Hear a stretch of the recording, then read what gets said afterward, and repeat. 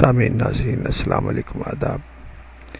Infection control society کے صحت.نیٹ channel سے آپ کا میزبان ڈاکٹر حسن نواب آپ سے مخاطب ہے۔ ایک عام فرد کے سمجھنے کے لیے ہیپاٹائٹس در حقیقت کیا ہے اور مرض کے محرکات اور عوامل کیا ہوتے ہیں، اس کے بارے میں ہم آپ کو بتانا چاہیں گے۔ ہیپاٹائٹس در حقیقت جگر یعنی کہ لیور کی سوزش انفلیمیشن کا عارضہ ہے، اور یہ ایک ایسا ہی عام مرض ہے جیسے کہ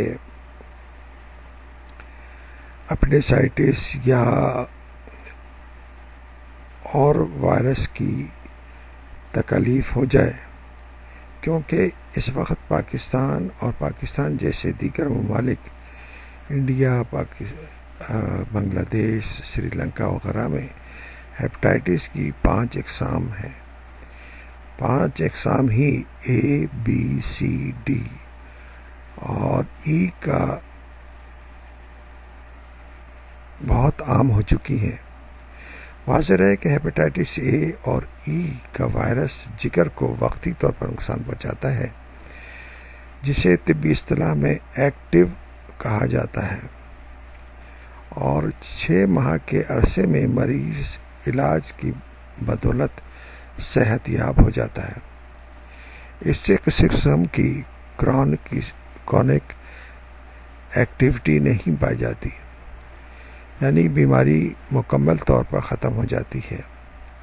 ہیپاٹائٹس A اور E کے لاحق ہونے کی بنیادی وجوہ میں سر فہرست ناصاف آلودہ پانی، جس میں انسانوں اور جانوروں کے فضلے کی آمیزش ہو، یا پھر ناقص غیر معیاری بازاری کھانے پینے سے ایسی اشیاء جو حفظان صحت کے اصولوں کے مطابق تیار نہ کی گئی ہوں شامل ہیں۔ پاکستان میں ہیپاٹائٹس A بچوں میں سب سے زیادہ پائے جانے والے ہیپاٹائٹس انفیکشن میں سے ایک ہے۔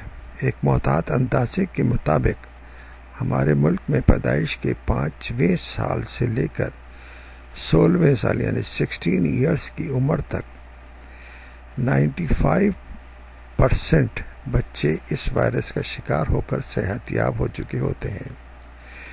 وائرس A کے شکار بچے موت سے بھی ہمکنار ہو سکتے ہیں، جس کی بنیادی وجوہ میں متوازن غذا کا عدم استعمال، قے یعنی کہ وومٹنگ، دست یعنی کہ ڈائریا کی شدت، یا پھر سوزش جگر یعنی کہ لیور کا انفلیمیشن کے باعث، جسے طبی اصطلاح میں ایکٹیو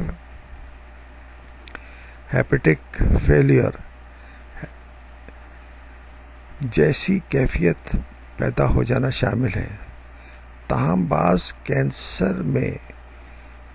کیسز میں یرقان کی شدت کے باعث بھی موت واقع ہو جاتی ہے۔